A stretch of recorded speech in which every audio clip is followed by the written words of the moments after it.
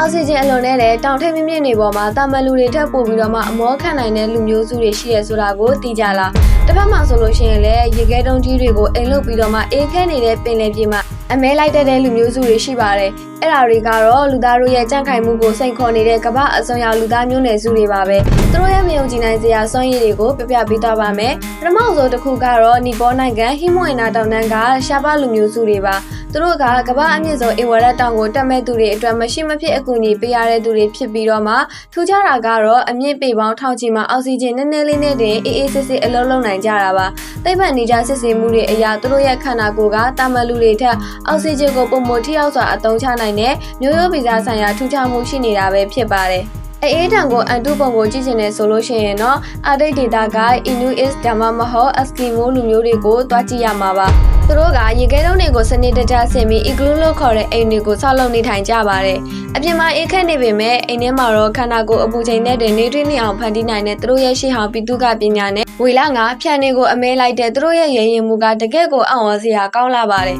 နောက်ထပ်အထူးခြားဆုံးကတော့အိန္ဒိယနိုင်ငံကအာဂိုရီလို့ခေါ်တဲ့စာဒူးတွေပဲဖြစ်ပါတယ်သူတို့ကလူမှုပတ်ဝန်းကျင်နဲ့ကင်းကွာပြီးတော့မှတင်းချိုင်းမြေတွေပေါ်မှာနေထိုင်တတ်ကြသလိုခန္ဓာကိုယ်တစ်ခုလုံးကိုလူသေးအယိုးပြတွေနဲ့လိမ့်ကျန်ထားတတ်ကြပါတယ်တင်ချင်းတရားနဲ့တဘာဝရဲ့အနေစာသဘောတရားကိုနှစ်နဲ့ရှာရှာယုံကြည်ကြတဲ့သူတို့ရဲ့ထူးခြားဆန်းပြလွန်းတဲ့ကျင့်စဉ်တွေကကမ္ဘာခီးသွားတွေနဲ့တပ်ပုံဆရာတွေအတွက်တော့အမြဲတမ်းပဟိတိဖြစ်နေတဲ့အကြောင်းအရာတွေပါပဲဒီမဝင်တာကတောင်ပေါ်သားတွေနဲ့ရေခဲအိမ်တွေကအမဲလိုက်တဲ့သူတွေဒီလိုထူးခြားတဲ့လူမျိုးစုတွေအကြောင်းကိုမိတ်ဆွေတို့ရောစိတ်ဝင်စားကြလားကမ္ဘာလူမျိုးစုတွေမှာဆိုလို့ရှိရင်ဘယ်သူတွေရဲ့စမ်းရည်ကပိုပြီးတော့မှအံ့ဩစရာကောင်းလဲဆိုတာကိုခေါင်းမပြောပြခဲ့ပါဦး